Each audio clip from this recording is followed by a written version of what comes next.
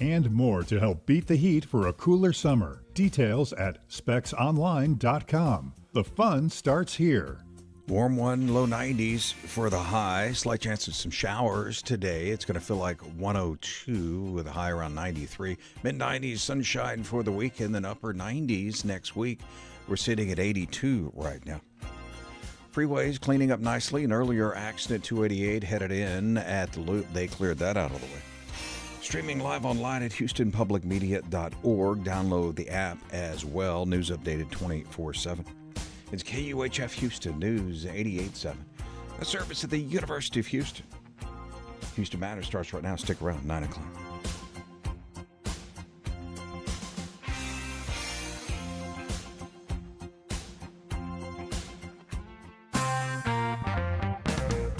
Hundreds turned out last night for the public viewing of Houstonian Lorenzo Salgado Araujo, killed by an ICE agent 10 days ago in Magnolia Park. Harris County DA Sean Teare is among those investigating the shooting. I'm Craig Cohen. Today on Houston Matters, we'll ask him how it's going. Houston Matters with Craig Cohen is a production of Houston Public Media with support from Baylor College of Medicine. Also this hour, the Texas Newsroom's Lucio Vasquez updates us on flooding in Central Texas. We wrap up our week-long State of Houston series with a discussion about the state of arts and culture across Greater Houston. Plus, from rainbows returning to Montrose and an ice rink staying open longer in Memorial City to an AI-created Odyssey knockoff riding Christopher Nolan's coattails, we contemplate intrigues in the news on this week's The Good, the Bad, and the Ugly. We'll start with the news update from NPR and News 88.7. Stay with us. Live from NPR News in Washington, I'm Windsor Johnston. Wildfire smoke from Canada is seeping into large parts of the United States, pushing air quality to unhealthy levels from the Dakotas to the Midwest and East Coast. NPR's Kristen Wright reports pollution has reached dangerous levels in some areas, with the Washington Monument sitting behind a haze of smoke. The air quality is expected to get worse throughout the day in D.C., where you can smell the smoke at times. Detroit, Chicago, and New York are experiencing some of the worst air quality in the world, according to rankings by IQ Air. And meteorologists say it's among the worst in years. Parts of Pennsylvania hit code purple, which is worse than red. Smoke from more than 800 wildfires burning in Canada is able to travel long distances, and the summer heat can make the air quality even worse. Officials are advising people to stay indoors, especially older adults, children, and those with health issues. Kristen Wright, NPR News, Washington. President Trump and his team have been teasing what they called a bombshell announcement on election integrity this week. But as NPR's Miles Parks reports, Trump's speech to the nation last night provided no new evidence for the fraud claims the president has been making for years. Last night's unveiling of newly declassified material tracked with what was already known about the 2020 election. Take Trump's claims about China, for instance. He described a sinister plot to interfere in the 2020 election, involving access to millions of voter records. But it was known China favored Joe Biden as a candidate, and the data Trump is talking about is generally public record and widely available, says David Becker of the Center for Election Innovation and Research. Having the voter data itself doesn't allow you to change anything. I can have my kids' class list, but that doesn't mean I can change the grades of everybody in the class. Trump provided no new evidence for any fraudulent votes cast in American elections. Miles Parks, NPR News, Washington. People in Venezuela continue digging out from last month's pair of powerful earthquakes that left widespread destruction and more than 4,800 people dead. As John Otis reports, the quakes have put the country's return to democracy on hold, and that's sparking protests. These protesters in Caracas are calling on Venezuela's authoritarian regime to hold free elections. But President Delcy Rodriguez is ignoring their demands to focus on earthquake recovery. Her government has also blocked opposition leader Maria Corina Machado from returning to Venezuela. Before holding new elections, experts say that Venezuela must first reform its pro-regime electoral council and judicial system. Another challenge is reviving political parties. For NPR News, I'm John Otis in Caracas. This is NPR News in Washington. Support for NPR comes from NPR stations. Other contributors include Eric and Wendy Schmidt through the Schmidt Family Foundation, working toward a healthy, resilient, secure world for all. On the web at theschmidt.org. This is NPR. Live from News 88.7 in Houston, I'm Matt Harab. At least 2 people died in catastrophic flooding that is an ongoing concern in the Texas Hill Country. Parts of the state received over 2 feet of rain, which is about a year's worth of precipitation. Crews conducted more than 230 high water rescues. Now, as the area begins another long recovery, the group behind last year's flood relief campaign is mobilizing again. The Community Foundation of the Texas Hill Country says its fundraising effort helped 130 households return to permanent housing after last year's deadly floods. Foundation CEO Austin Dixon told Texas Public Radio's The Source he hopes people across the country will once again support Hill Country communities. I think that the American people are a generous people, and this disaster is different than last year, although it has some similarities, and we'll see how it turns out. He says that donations to the fund will help nonprofit and civic organizations meet immediate needs. Federal officials have provided an update on their investigation into the shooting death of Mexican immigrant Lorenzo Salgado Araujo last week by an ICE officer. Here's Aaron Wrights, U.S. Attorney for the Southern District of Texas. Preliminary information indicates the driver shifted the van into reverse, then forward again, while an officer was partially inside the van or immediately next to it. During this confrontation between federal agents and a group of illegal aliens attempting to flee, one of the officers fired a single shot. That round struck Lorenzo Salgado. The family's attorney disputes the claim that Salgado Araujo weaponized his vehicle. Local and state law enforcement are conducting their own separate investigations, and we'll get an update from Harris County DA Sean Teare momentarily. Meanwhile, hundreds attended funeral services last night for Salgado Araujo. Lupe Ochoa, a Houstonian, says she grew up knowing his son, Ronaldo. Call him Ronnie. I've always known him as that. He always fought for what was right. And that always inspired us as a friend group. The funeral was held in the East End, a 5-minute drive from where Salgado Araujo was killed. For more news, you can head on over to our website. That, of course, is HoustonPublicMedia.org. I'm Matt Harab, News 88.7. This is Houston Matters. I'm Craig Cohen. Good morning. Thanks for joining us here on News 88.7 and Houston Public Media's YouTube channel. Coming up this hour, the state of Greater Houston's arts and culture scene, and this week's The Good, the Bad, and the Ugly. First, last night, hundreds of Houstonians attended a public viewing for Houstonian Lorenzo Salgado Araujo, 10 days after he was shot and killed by an ICE agent in Magnolia Park. Harris County District Attorney Sean Teare is investigating the shooting, an effort running parallel to probes by the FBI and the Texas Rangers. He joins us now. Good morning, sir. Craig, it's so good to be back. Thank you for having me. How much or how little is your office coordinating with the Texas Rangers, the FBI, and DHS's Inspector General as you all investigate? Well, that answer is layered. The FBI, we've had some significant collaboration. We work with the FBI really daily on numerous things. The field office here, I think, is one of the best investigative offices in the United States, from the special agent in charge all the way down. They're a wonderful entity and a great partner. They have been forthcoming and collaborative with us. The Texas Rangers, we utilize the Texas Rangers and run investigations with them in every officer-involved shooting in this county. So having them here is a benefit to us, and we know them, we work with them well, we interface well, and that's the way we're operating here. The Department of Homeland Security, OIG, is not cooperating. They're not collaborating. We haven't had any real substantive conversations with them at all. So, yeah, it's kind of a mixed bag on the collaboration. You've issued dozens of subpoenas so far. For who and what, and are you getting the access and cooperation you need? Well, as much as I would love to lay it all out, I'm not going to talk about specifics about what we've collected and what subpoenas we've issued. I can tell you generally it's a wide variety of things. It's to businesses for surveillance. It's to individuals for statements.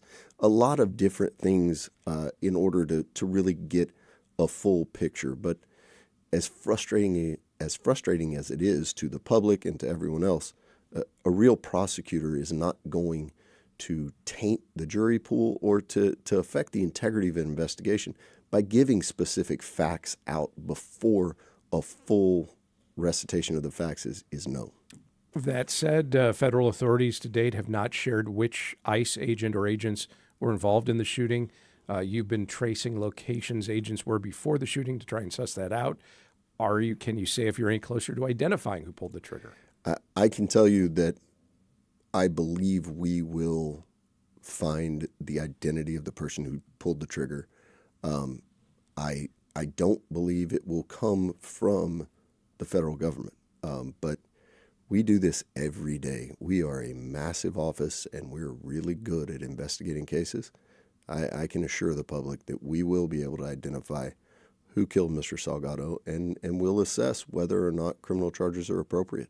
A federal search warrant filed by the FBI this week states investigators found bags of a white crystal-like substance in Salgado Araujo's van that they believe is consistent with methamphetamine. His family says the bags were a homemade electrolyte mixture common among construction workers. You told CNN it has no bearing on the shooting itself. I'm curious why you think, amid so little transparency so far, this search warrant wasn't sealed. It's kind of shocking, right? I mean, to suggest that anyone in that van, based on what we know about these people, would have illicit narcotics is completely out of the character that we know about these individuals. But as I said, it doesn't matter, right? They weren't being stopped for possession of narcotics. They weren't being investigated for possession of narcotics. And possession of narcotics is certainly not a capital offense in the state of Texas. He should not be dead regardless of what the substances are. But what you talked about in the fact that this search warrant was unsealed, I've been doing this 20 years. I've never seen a federal search warrant unsealed, at least before a grand jury presentation, let alone the probable cause statement behind it. And there was no evidentiary value to be gained from it anyway. So it's puzzling.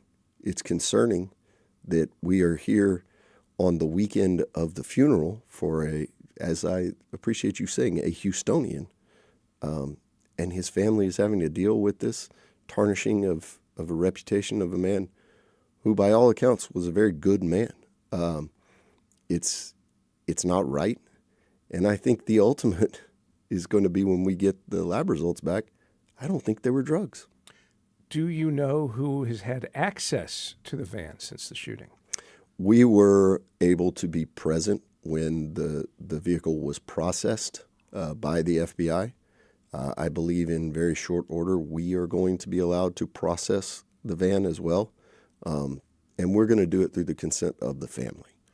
So once we get access to the van, we're looking for the things that will actually lead to more information about what happened.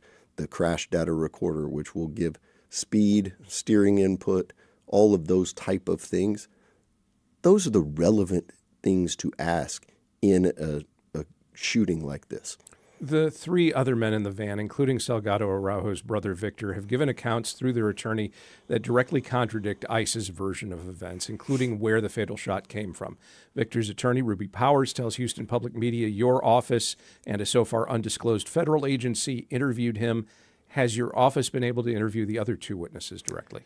So I'm not going to get into specifics about who we've talked to and who we haven't. I can tell you that we've had very limited access to these three men that are being detained.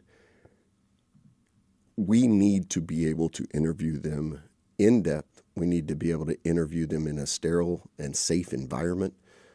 None of that is the Conroe Detention Center. These three men are being detained there, and quite frankly, they should be released. They should be released so that they can continue to be real participants in this investigation, both for the state side and the federal side. To suggest that we're dealing with court dates coming up next week for removal proceedings on three people that any real investigator will tell you are material witnesses to this shooting is crazy to me. It's not something that should be doing or should be done. But we're trying to do everything we can to get them out and to really be able to interview them in depth. The Harris County medical examiner ruled Salgado Araujo's death a homicide. Forgive me. What does that classification mean for your office's legal options, regardless of what other investigations conclude?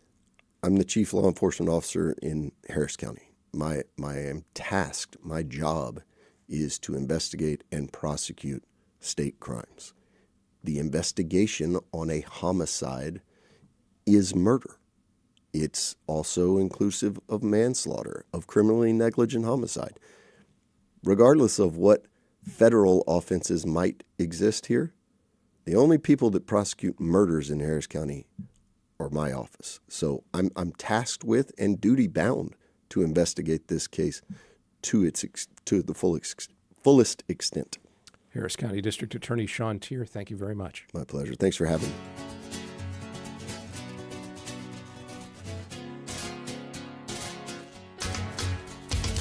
More storms rolled through central Texas overnight, prompting more flash flood warnings for waterlogged communities near a number of rivers, including the Guadalupe River in Kerr County. The latest rains come after at least 2 people died in floods in the region Thursday. According to Governor Greg Abbott, a man in Comfort was swept away in an RV overnight. Another was washed away while driving his car in Uvalde. Emergency crews mounted hundreds of other water rescues.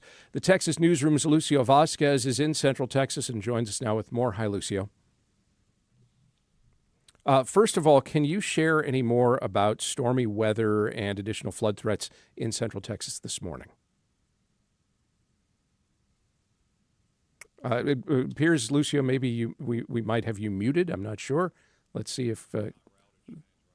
Oh, okay. It looks like we're dealing with some technical issues, so we'll try and get Lucio connected here in just a few moments. Again, we're talking about those storms again rolled through central Texas overnight.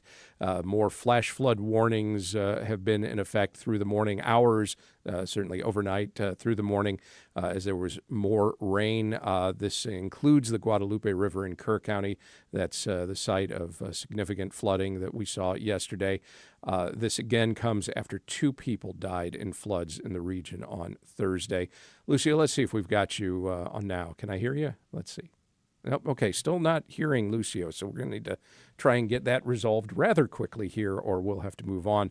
Again, among the things we learned overnight, according to Governor Greg Abbott yesterday, he said a man in Comfort was swept away in an RV overnight. Another was killed while driving his car in Uvalde, and floodwaters came by and swept him away. And emergency crews, again, mounted hundreds of other water rescues. And we're hoping to try and get to Texas Newsroom's Lucio Vasquez on the line here from Central Texas and see if we can hear him. And if we can't get him here in the next few seconds, then we're just going to go ahead and move on to other things. And my apologies to Lucio. Let's see if we've got him on the phone now. Lucio, can you hear me? Okay. Can you hear me? Yes, we can hear you. There you are. All right, so let's move on to some other things here. You've been talking to residents in Texas Hill Country over the last day. What have they told you? Yes. So people have been telling me that they are feeling a wild sense of deja vu, essentially, right? I mean, people have experienced this in the past, even before the July 4th, 2025 flood last year. But they also told me that it's increasing in intensity, that some people have been here for decades and that they don't remember it flooding this badly, this much, really, right? And so it's been interesting to talk with people. I think it's also some relief in there as well, because we're hearing some essentially, obviously last year was such a devastating disaster. This year we know of at least 2 people who have died, and in comparison, the loss of life is significantly less this time around. So I think people are more so relieved, but also there's a mixture of exhaustion in there as well, because, gosh, we're dealing with this one more time, right? And then they're also expecting it to happen again in the future. And you had started, I think, to try and tell us about any additional information about the stormy weather and additional flood threats we're seeing in Central Texas this morning. What can you tell us? Yes.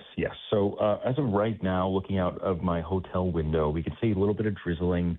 I want to say that the worst has probably passed. The heaviest hit areas are likely going to get some relief today. There is still a possibility of rain for sure, but the rain is going to be moving westward as of now. So now it's mostly just waiting until the river recedes and to see the true extent of the damage throughout the region. The Texas Newsroom's Lucio Vasquez in Texas Hill Country.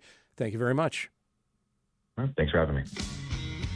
And up next, our State of Houston series concludes with a look at the state of Greater Houston's arts and culture scene as Houston Matters continues on News 88.7 and YouTube.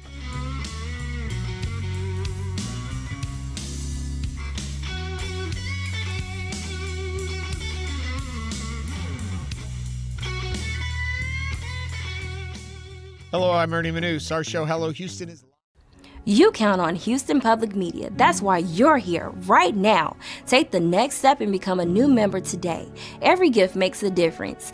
And with a gift of $5 a month or more, you'll receive PBS Passport, a member benefit that lets you stream more of the shows you love anytime. It only takes a minute to make a big difference. Join as a new member today at houstonpublicmedia.org/donate or call 800-364-8300.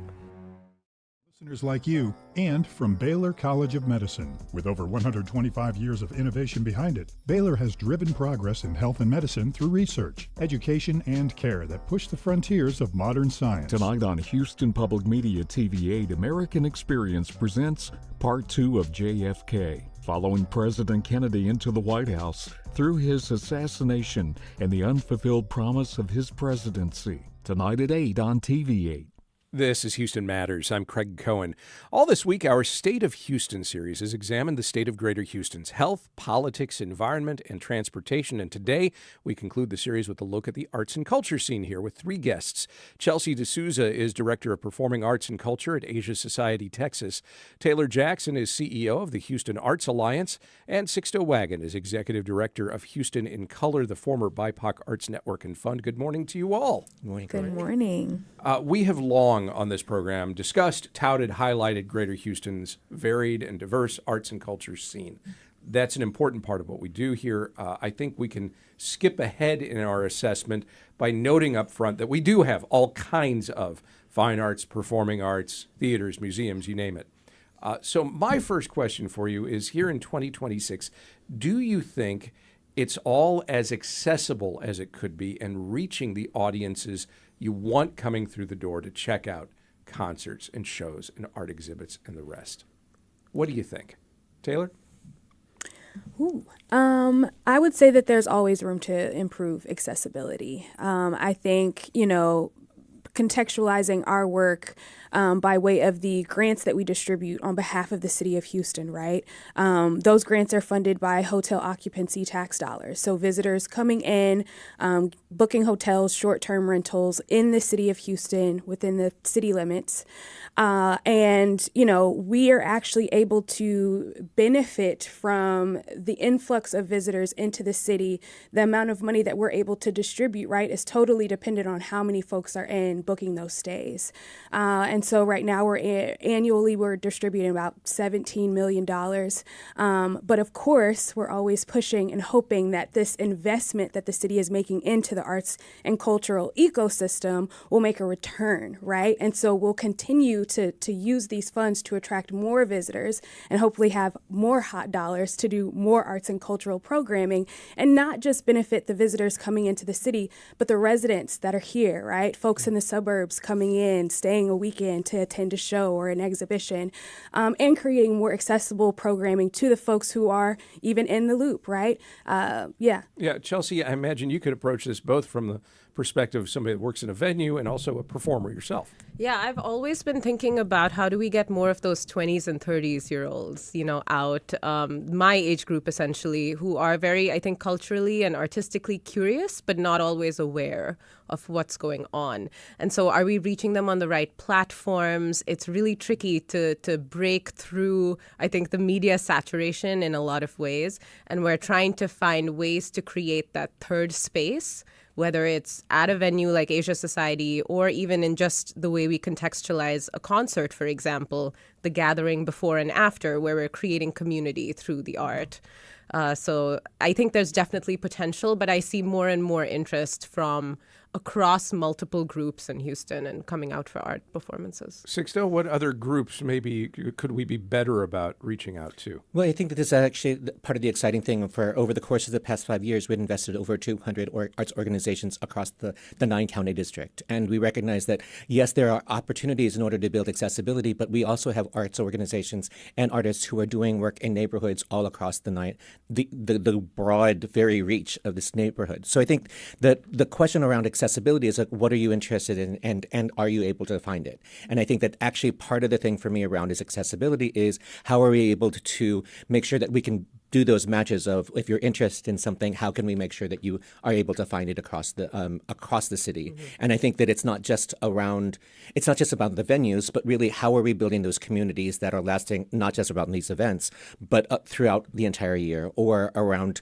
and actually a lifetime, because we have many organizations who have built cultures and communities through the life of some students. We have Sillenbaum Houston, who actually has been working with Indian dance individuals from childhood all the way up through their graduation of college. So I think that there is accessibility, because part of the question is, are we talking about of the moment, or how do we continue to build pathways over a lifetime? And I imagine that the answer is both. Absolutely. On so many questions I could ask you.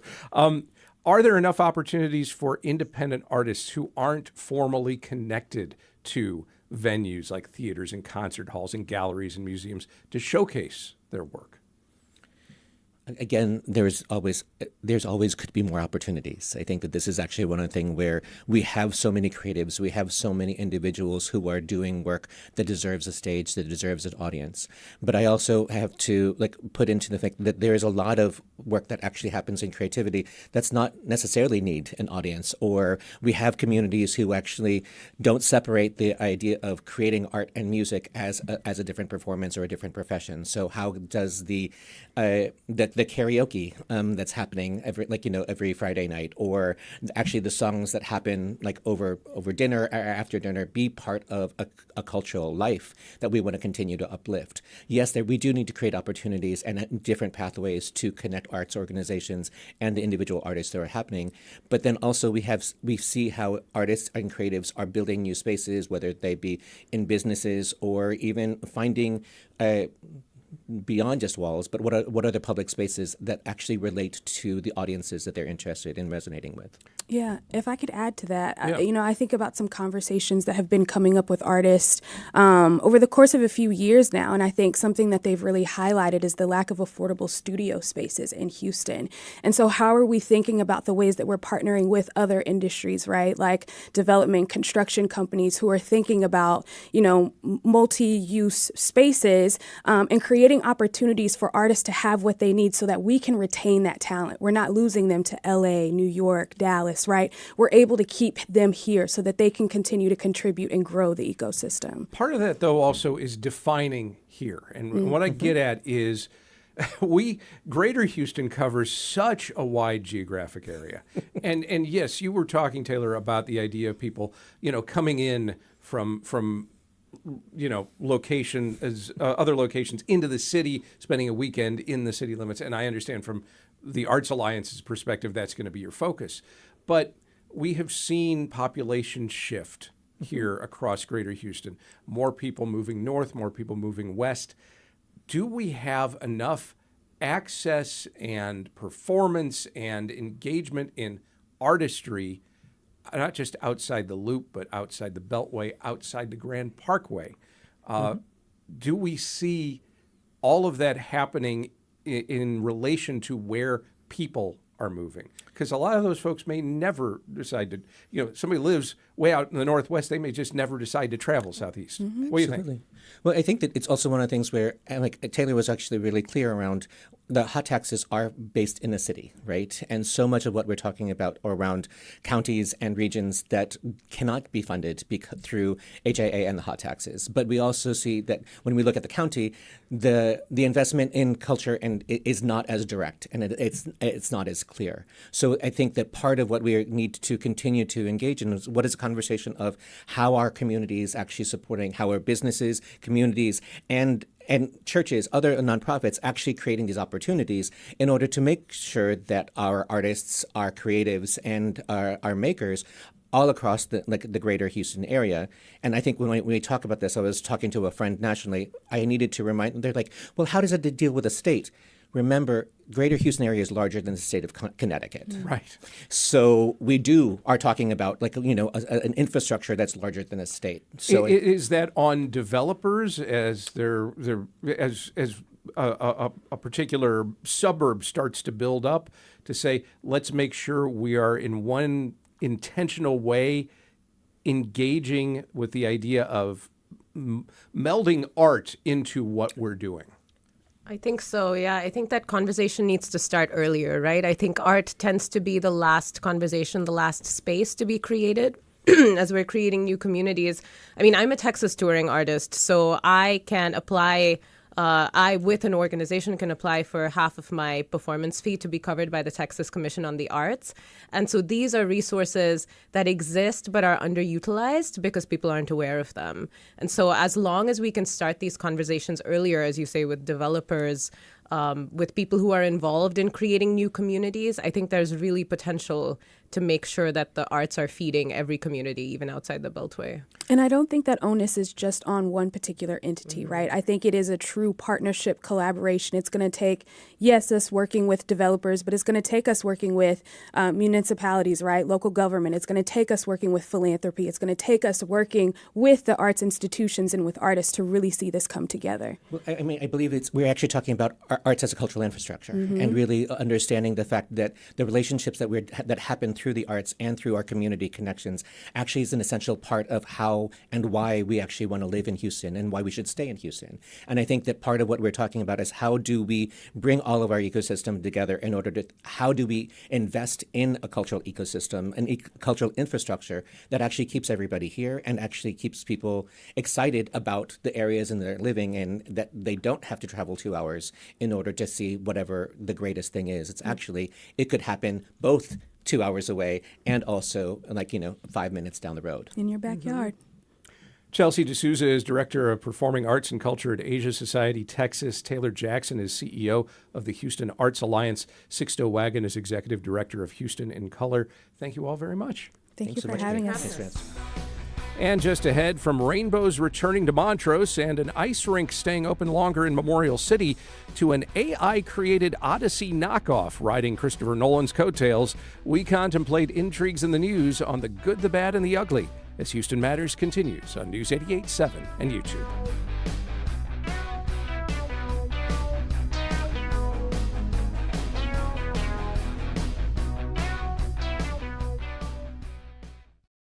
One year ago, Houston Public Media.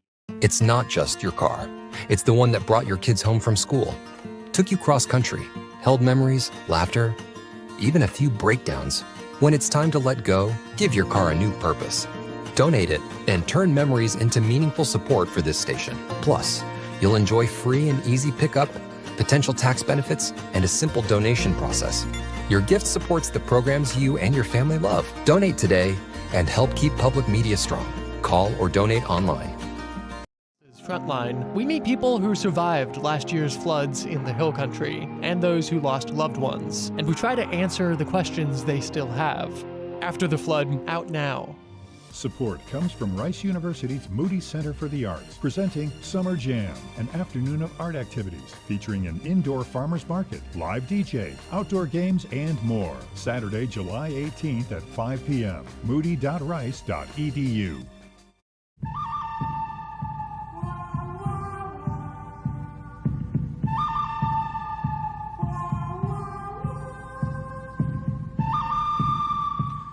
A lot can happen in a week, some of it good, some of it bad, some of it downright ugly. When faced with intriguing developments in the week's news, we turn to a rotating panel of non-experts to parse the good, the bad, and the ugly of it all. On today's panel, Marcus Davis, owner of the Breakfast Club restaurant, Mustafa Tamiz, media and public affairs consultant and the CEO of Outreach Strategists, and Jennifer Hedaya, executive director at Air Alliance Houston. Marcus, Mustafa, Jennifer, welcome to Houston Matters. Thank you. Good to be here. Good morning. Panel, we begin with two updates on how community response and negotiation behind the scenes are paying off. First, in Montrose, nearly 9 months after rainbow crosswalks were removed at the direction of Texas Governor Greg Abbott, who cited public safety concerns and use of taxpayer dollars for political messaging, rainbows are returning to the neighborhood in the form of banners hung above Westheimer Road between Taft and Montrose Boulevard. Jack Valinsky, president of the Montrose Super Neighborhood Council, told Houston Public Media this week that after negotiations with stakeholders, the city's on board. Centerpoint has paperwork since the banners would go on their poles, and they may be up in time for the rescheduled Pride Parade on August 15th. Meanwhile, after outcry from the skating community about its impending closure, the Memorial City Mall ice rink will now remain open through mid-December. Metro National announced this week it will delay its remodeling plans in response to community feedback. The negotiated delay allows existing use of the rink through fall leagues and provides time for the Houston Ice Sports Coalition and sports facilities companies to find new homes for those leagues at other regional rinks next winter. Montrose is poised to get a new rainbow flag display. Memorial City ice skaters get more time on their rink. Is this good, bad, or ugly? Marcus Davis, start us off. You know what? I think this is good. It's refreshing. It's good to know, that things can still happen if you let your voice be heard, if you organize, if you work with your community to get the desires of your heart in a world where, as Mustafa and I were just talking, in a world where things seem to be leaving our hands from a federal standpoint, where we don't have control over what's happening. But it's good to know that right here in our local community, we still can control. And there is an ice skating rink at the end of the rainbow. Good, bad, or ugly, Mustafa Tamiz. That's a good line. It's a pretty good line. I think it's good. It's great, right? Like we could have this big conversation around culture wars again, but rather than that, I think this is a good navigation of culture war, right? Like we figured out a way to make a statement. The conversation allowed more people to understand the issue and figure out a creative way to have the city that we want, right? So I think that Jack Valenti, the whole gang there, hats off, great work. And then in terms of the ice skating rink, there's this kind of like, are we ever going to have a hockey team in town or not, right? So it's not going to be at the Memorial. Well, it won't be. Yeah, no, it won't be at the Memorial City. Actually, but there's plenty going on there. Yeah, but in order for kids to do it, you got to experience it. We were also talking about this stuff like kids need an opportunity to experience life, right? And so in Houston, Texas, if you can skate on ice, then we may be inspiring the next generation of people. So I think it's really good. I think all of that stuff, I'm happy about it. All right. Good, bad, or ugly, Jen Hedaya. So I have a little bit of a mixed feeling. I agree. I think both of these stories are good, but they're both frustrating in different ways. So to start with the Pride banners, I do think it's wonderful. I think it's great that we are beautifying this historically LGBTQ neighborhood with a representation of gay pride. But it's frustrating that it took a 30-year-old city ordinance to make it happen. As I understand it, there is an ordinance on the books from 1995 that allows certain neighborhoods in Houston to post banners on their roadways, even though banners were specifically mentioned in the earlier ban. So if the Houston banner ordinance allows pride banners now, despite what DOT and the governor said before, couldn't the city have simply updated the banner ordinance to include banners and crosswalks? That way we would have saved taxpayer dollars to remove a crosswalk that had already been paid for by taxpayer dollars to install it twice before. It seems to me that this administration's first inclination is to back down in response to political pressure rather than stand up for and look for solutions to what Houstonians want. And I think that's a lesson for the ICE ordinance too. So now, okay, hard turn.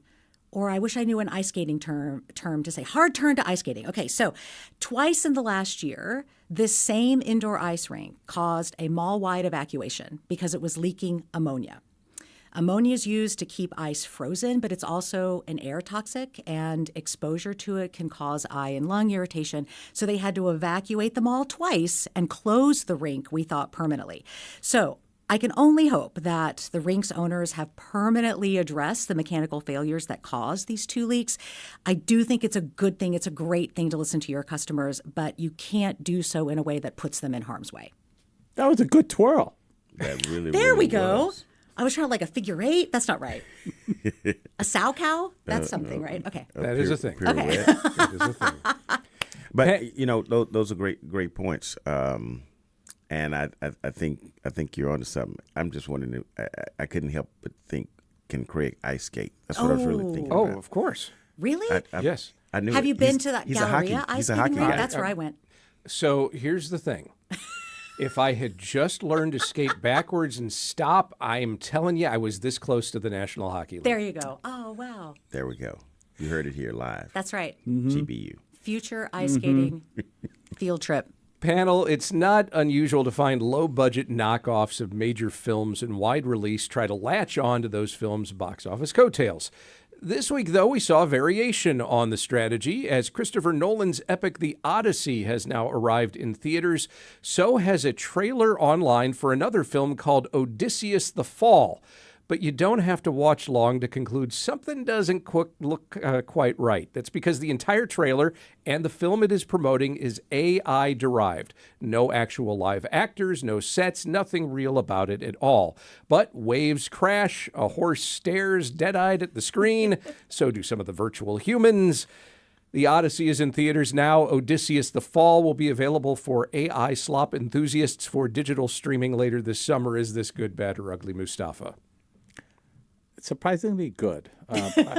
I've been thinking a lot about this AI topic. I've started a Substack, Signals and Systems. And so the signal in this is that the creative economy is evolving again, right? I remember, I started, my very first job was working for a company called Broadcast Arts.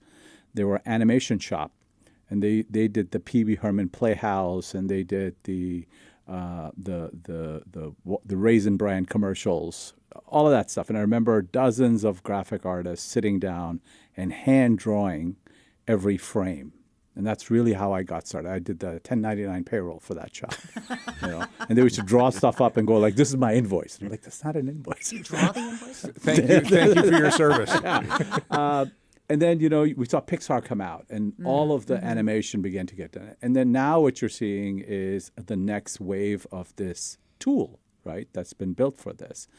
So I think content is easy and more can be created, but judgment and taste still are relevant, right? And they're still the creative part of it. So I think as we see this, we're going to see more of this kind of environment where how do people use these new tools? But you still have to have judgment. You still have to have trust. People still have to want to see the story that's behind it. And so there's not any short of volume of stuff, but there's going to be a shortage of trust and taste.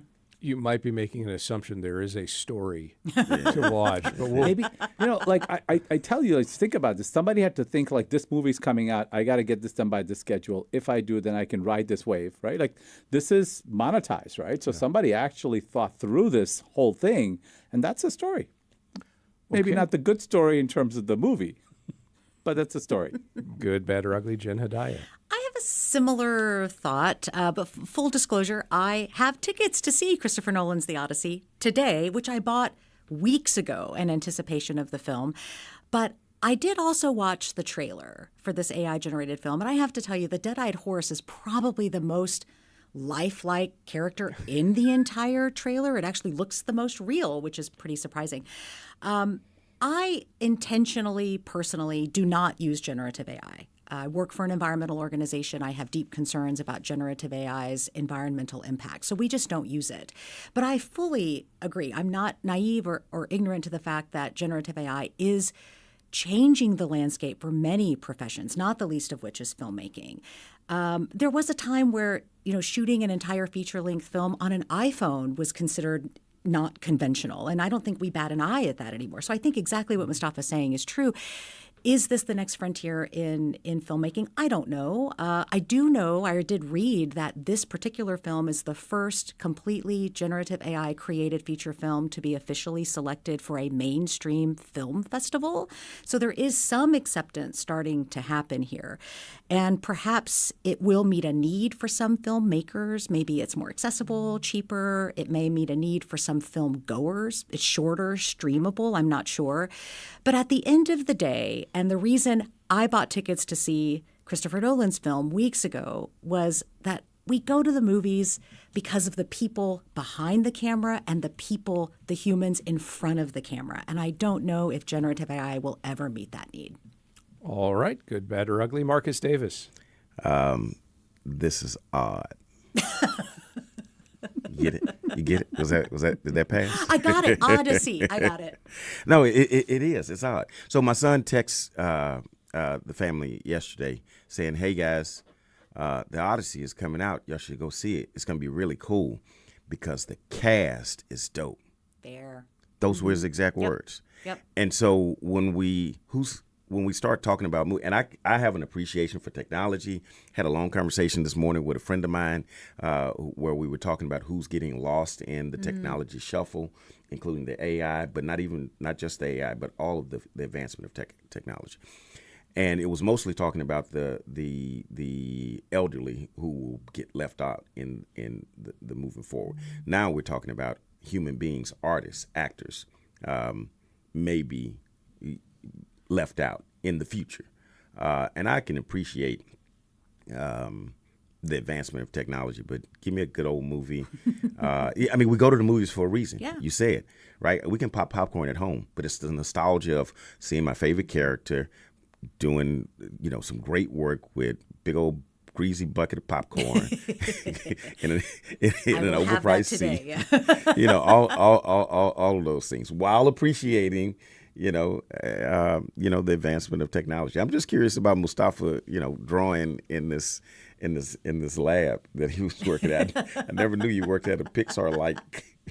I mean, before it was Pixar, this was hand drawing, right? Like people sat, draw frame by frame by frame. Yeah. And so the tools are changing, but as Marcus and you said, judgment doesn't change, and trust, right? Like you go to Christopher Nolan because you trust what he's producing, right? And I think that's not going to go away. I would add human connection to that too. I mean, you are connecting to other human beings through this medium and to a story that's universal. So Absolutely. I agree with that too.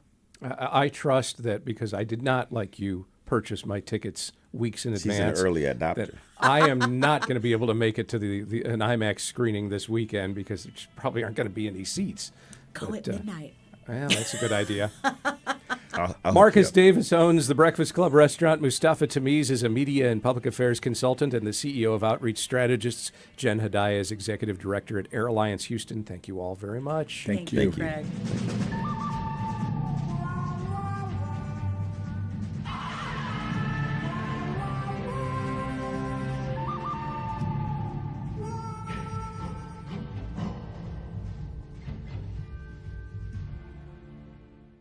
The next moment Houston needs answers.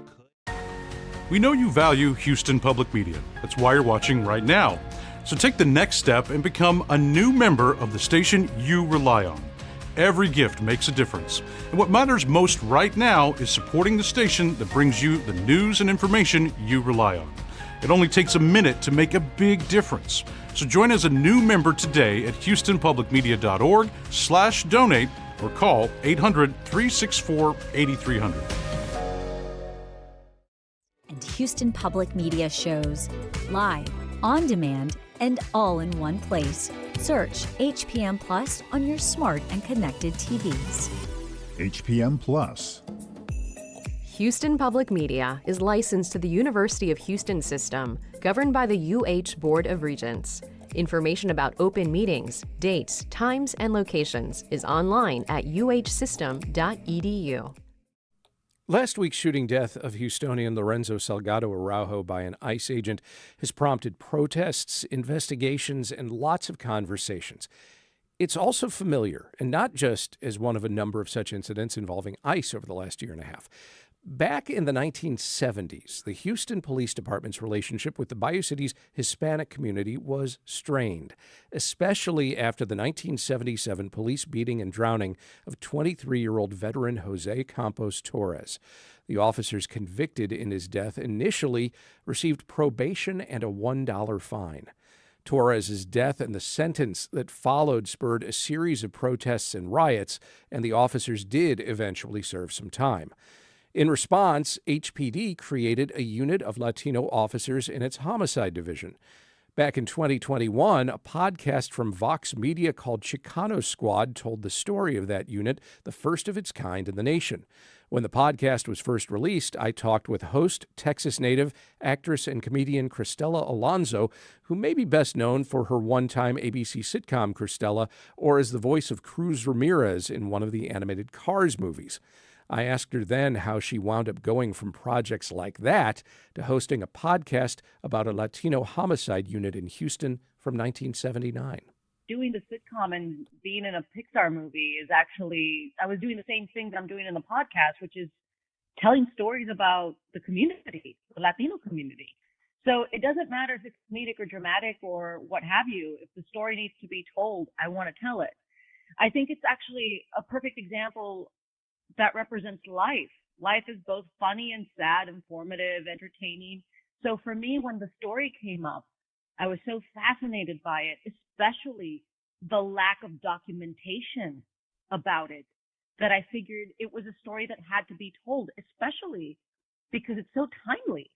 This story really connects to the whole saying, that history tends to repeat itself, and the story could be taken out of the books, out of the news headlines today, even though it happened 40 years ago. So for me, anytime that I get the chance to tell a narrative, a point of view that hasn't been told or hasn't been told enough, I want to tell it. And I think that it's important to have somebody from Texas, a Latina from Texas, to help tell the story. Well, let's talk about that story a little bit. What were the circumstances that led to Joe Torres' murder in 1977? The Houston Police Department didn't have a lot of diversity in its ranks, especially when it came to Latino officers. And that was actually intentional. So there were a lot of rules back then that made it difficult for a lot of Latino men to be accepted into the academy. One of the requirements was that you had to be at least 5'8". So if you weren't that tall, you were never considered to be a cop. It really showed how specific it was with who they wanted. The police department at that time was predominantly white. What was happening, though, is that we were getting a lot of undocumented immigrants coming to Houston. And it actually started from the Bracero program during World War II, when people actually had to go and work in the war efforts. They needed people to tend to the fields. So we had all these undocumented immigrants coming here, under the Bracero program. They realized we had a problem documenting and helping the community that we were bringing in to help with our economy, because we didn't speak the language. And that over time evolved into this really awful strain between the Latino community and HPD.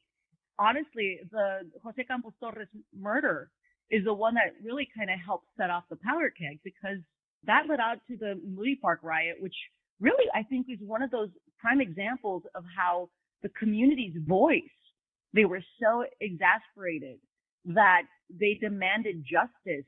And that was actually one of the things that led to the domino effect of the Chicano Squad being created. And I want to get there, but I'm always cognizant of the fact that we have people listening to us who weren't around here 40 years ago and don't know anything about this story. And so I'll just sort of quickly summarize some of the particulars here. Jose Torres was arrested at a bar for disorderly conduct, and instead of being taken to jail, he was taken to what was referred to as the Hole, a spot behind a warehouse along Buffalo Bayou. He was beaten by officers there. They then took him to jail, but officials refused to book him because he was so badly beaten, and ordered that they take him to the hospital, and instead they took him back to the Hole, beat him some more, and then sadly dumped him into Buffalo Bayou, where his body was found 3 days later. An awful moment. How was that moment then received by Houston? Well, it took a long time for anyone to even admit that that's what happened.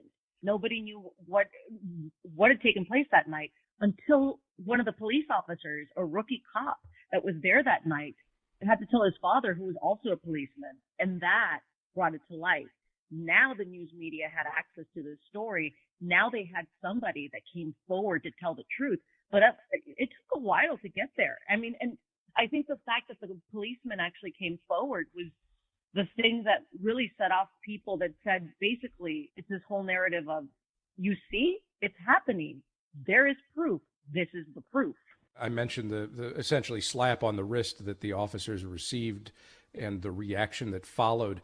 What led the Houston Police Department to conclude that the best way forward was to establish an all-Latino homicide squad? The Houston Police Department was already very problematic. It was seen as a very problematic police department across the country. They were at the point after the Jose Campos Torres murder, where they had received tips that they were going to be taken over by the U.S. Department of Justice. So they were at their last straw where they had to try to make some amends, some reforms.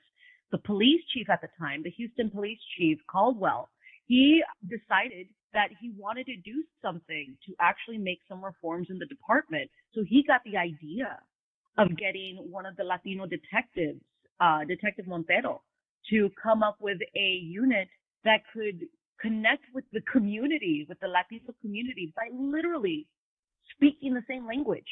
They realized so many of the crimes that were happening in the Latino community were unsolved, literally because there was a loss in translation.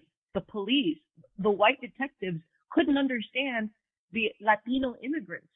So not much was done in solving the cases. So when Police Chief Caldwell had the idea, they created this unit. Detective Montero just thought of whoever Latino officer he could think of. They were patrolmen. They didn't even have experience as detectives. The only thing they literally had going for them at that point, that was their biggest strength, was speaking Spanish and being from the same neighborhoods that the crimes were being committed in and going unsolved.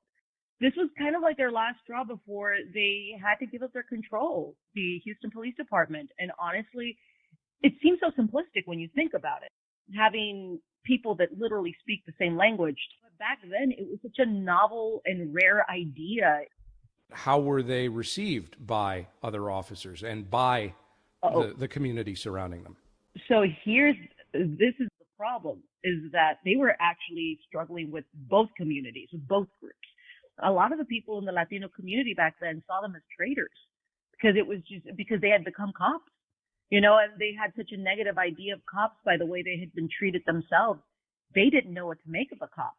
At the same time, the other officers at the Houston Police Department, they struggled. They actually didn't take to the Chicano Squad because they thought that they didn't deserve to become detectives or to work homicide cases.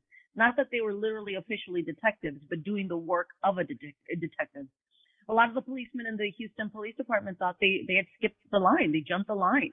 Look, let's face it. Back then, it's, what I'm discovering in this podcast is that the racism was rampant in the Houston Police Department. So, to see a squad of Latino officers getting work done and getting things accomplished, a lot of cops saw, well, they're doing that because they spoke Spanish. But in reality, the thing is, they were accessible. So it took a long time. They ended up getting the trust of the community. They ended up proving their worth to the Houston Police Department, and they did a great job. Comedian and actor Cristela Alonzo, host of the podcast Chicano Squad, about the Houston Police Department's all-Latino homicide unit from the late 1970s. We spoke in 2021. And that'll do it for today's show. The Houston Matters team includes Michael Haggerty, Joshua Zinn, Brenda Valdivia, Mincho Jacob, and Laura Walker. Jared Carroll's our technical director. On Monday's show, we welcome your dog and cat care questions for veterinarian Dr. Lori Teller. You can send them now or through the weekend to talk@houstonmatters.org or call in live on the air Monday morning.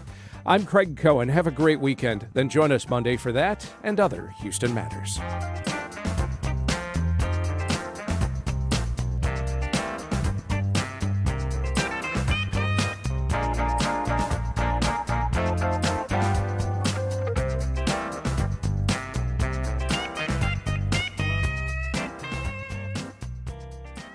Hello, I'm Nikki Beattie. Join me for this week's Arts Hour from the BBC. With Oscar-winning director Christopher Nolan on the